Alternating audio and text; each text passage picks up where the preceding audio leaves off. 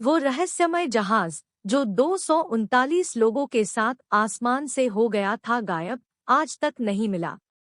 कभी कभी दुनिया में ऐसी घटनाएं भी घट जाती है जिस पर यकीन करना मुश्किल हो जाता है।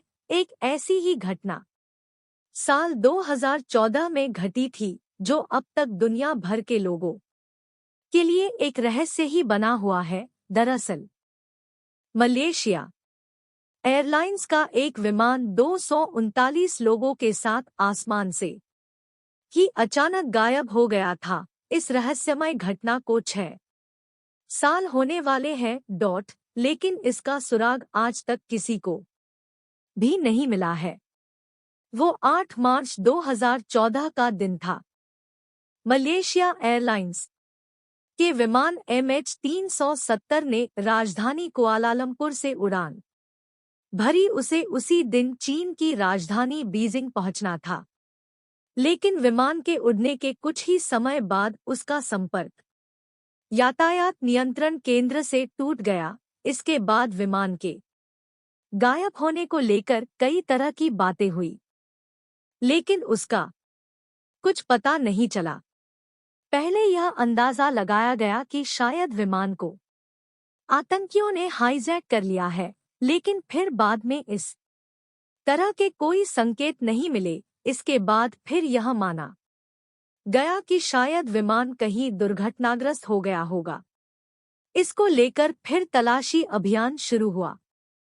कई महीनों तक और कई देशों में विमान की खोजबीन चलती रही, लेकिन कुछ हाथ नहीं लगा।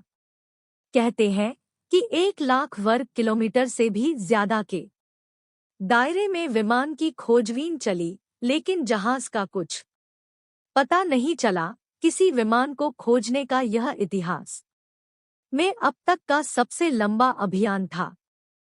इसमें करोड़ों रुपए खर्च हुए थे। कई देशों ने भी इस तलाशी अभियान में मलेशिया की मदद की थी। इसके बाद भी MH370 को ढूंढा नहीं जा सका। जानकारी के मुताबिक इस विमान में कुल 239 लोग सवार थे, जिसमें 227 यात्रियों के साथ साथ 12 चालक दल के सदस्य भी शामिल थे।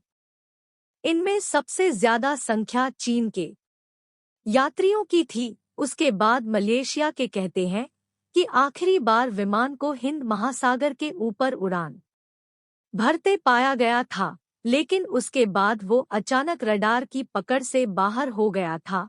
इसके बाद उसका किसी को कुछ पता नहीं चला। हर तरफ से निराशा मिलने के बाद थक-हार कर जनवरी 2017 में विमान का तलाशी अभियान भी आधिकारिक रूप से बंद कर दिया गया था। इस विमान के पायलट जहारी अहमद शाह थे।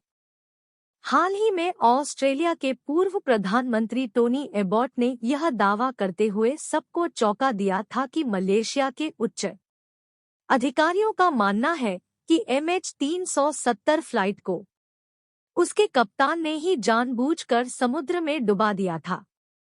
उनका दावा था कि कप्तान आत्मघाती था, जिसने विमान में सवार सभी लोगों की जान ले ली। हालांकि अपने इस दावे से संबंधित कोई सबूत उन्होंने पेश नहीं किया था। इस तरह उनका दावा भी महज एक अनुमान ही माना जा रहा है कि इस विमान का गायब होना अब भी एक अनसुलझी पहेली ही बना हुआ है।